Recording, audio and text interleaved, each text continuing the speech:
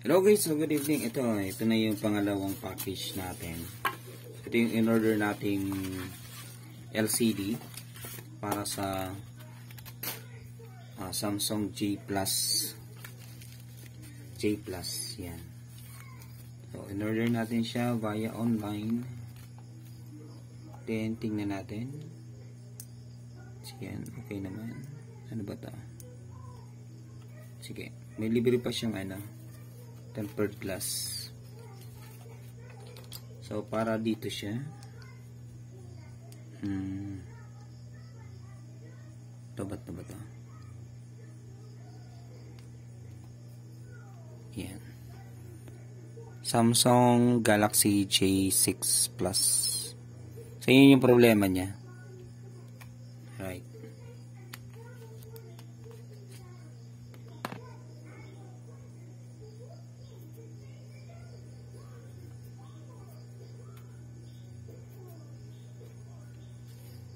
Tayo muna natin mag-load. Pinakita ko lang sa inyo yung problem. Yan. So, pero pag ininit mo siya, mawawala yan. Pag ininit mo siya sa hot air. Yan, initin natin siya ng hot air.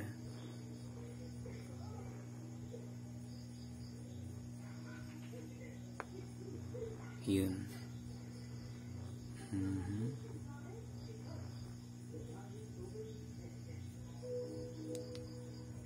Ayun, di ba? Linis na, di ba? Okay na, Ayan. So, ito yung pinakita ko last time. Okay naman siya. So, kailangan mo lang siyang initin para bumalik sa dati. Pero, so since gusto ni customer palitan, so palitan natin ng bagong LCD. So, ito, magiging na lang to. Yung LCD ito. Na lang natin to. Yan. Okay pa naman yung LCD niya. Yun lang nga, kapag malamig or malamig yung yung cellphone, so mayroon siyang ganun na problema. So yan. Palitan na lang natin to as per request by the owner. And binaklas ko na pala to, guys. Right.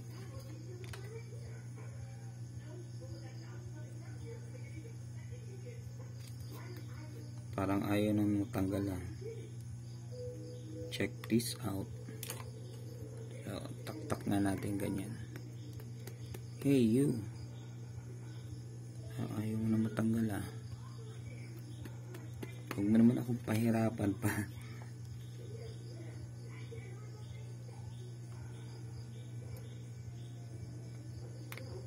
Ayun. So, inangat na natin to dati. So, dito guys, akit nga natin yung ating nahihirapan tayo. Yan, para mas kita natin. So, angat mo lang yan. Then, tatanggalin mo yung lock. Ito yung lock. Tanggalin mo lang siya dito. Right? Then, tanggalin yung connection. Okay. That's it. So, in this case, hindi natin matatanggal yung kanyang battery kasi nasa loob. Iba kasi yung design ng Samsung na to. Iba yung design ng Samsung na to. Nasa loob, kailangan mo nang baklasin yung frame bago mo kung may problema yung battery. So, babaklasin mo na yung LCD, babaklasin mo. Yun yung mga, yun yung mga original na Samsung, Yan. Then, kabit na natin to.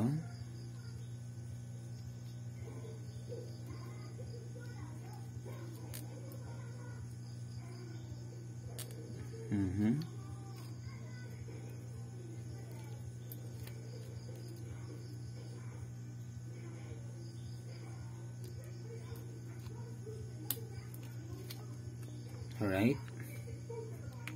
Then, let's see kung lapat ba siya. Yung isang mahirap ilapat Yan. Power on. Right. Yan. So, wala siyang guhit kumpara dito. So, mayroon na siyang guhit. quit yung ano natin. So ito brand new ito.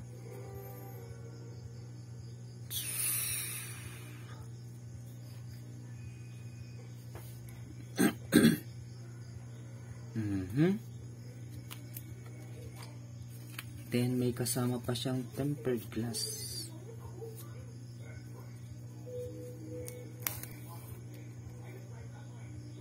Ayun.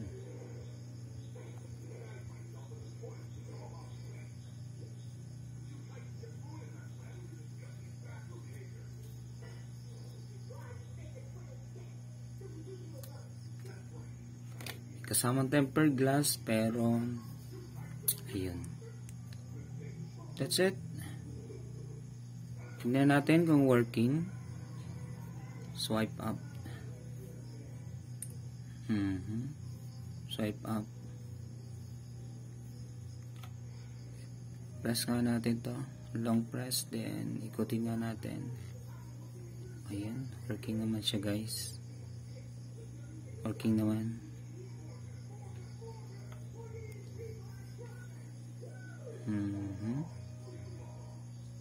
Okay naman. So yan, okay na to. Very good na siya. Then pipaste na lang natin to. Then that's it. Okay na yung kanyang cellphone. This time, turn off muna natin. Power off.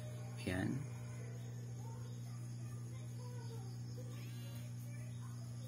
And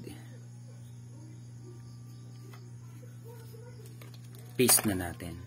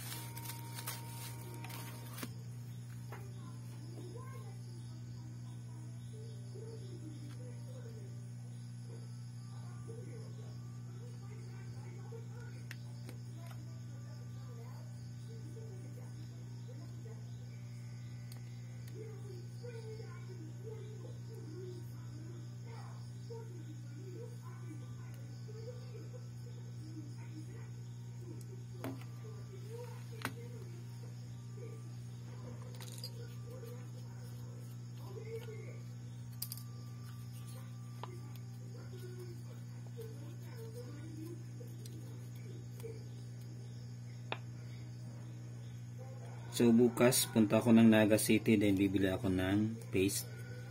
Mas gusto ko yung T7000 kumpara dito sa B7000 na to.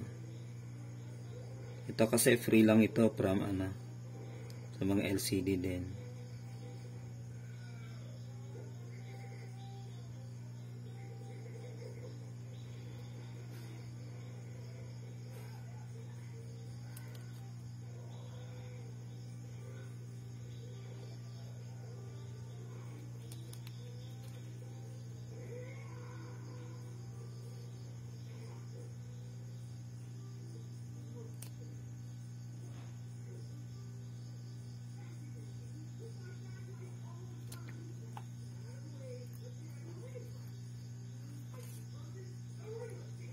Careful lang.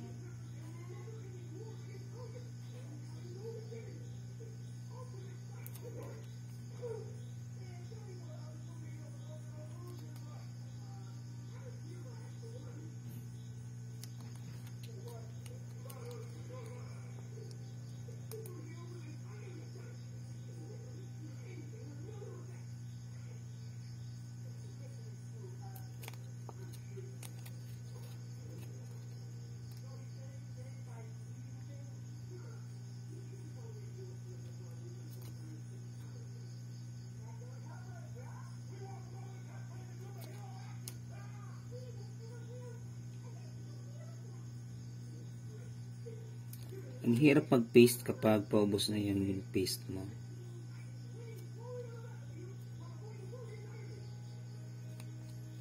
Right? Okay na ba ito? Okay na ata ito. Sige nga. Lapat na natin. That's it. So, dahan-dahan lang. Then, punasan yung kilid. Yan.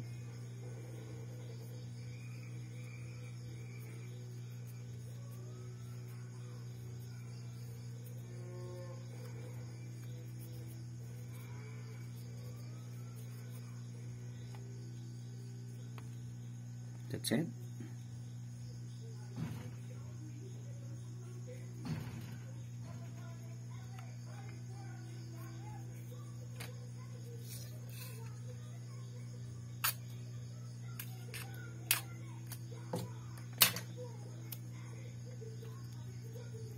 Kulang kayo ng tape.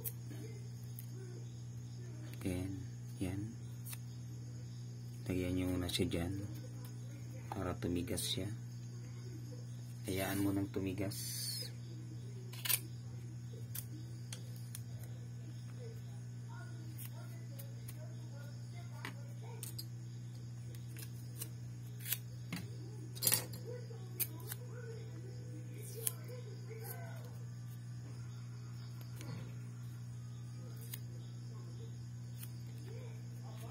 Five minutes then okay na yan.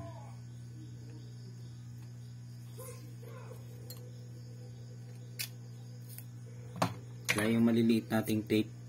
Kaya ito na lang. Yung malaki na lang. Yan. So hayaan muna natin siya mga 5 to 10 minutes. Then lapat na yan. Then yun, nakapaste na yan. Then that's it. Pwede nang kunin ni customer. Yan. So sana may natutunan tayo sa video na to kung paano ba maglapat, magpalit ng LCD. Then the same time, bili na lang kayo. Search nyo lang yung model ng cellphone nyo. Order na lang kayo via online. Then, yun. Pwedeng kabit nyo, kayo na lang. Then, para mas makamura kayo. Ano? So, ganun yung pinakang advice ko sa inyo. Yan. So, thank you so much, guys. This is always your Cooltech Alta Marina. Peace out, guys. Signing off. Thank you. Good evening.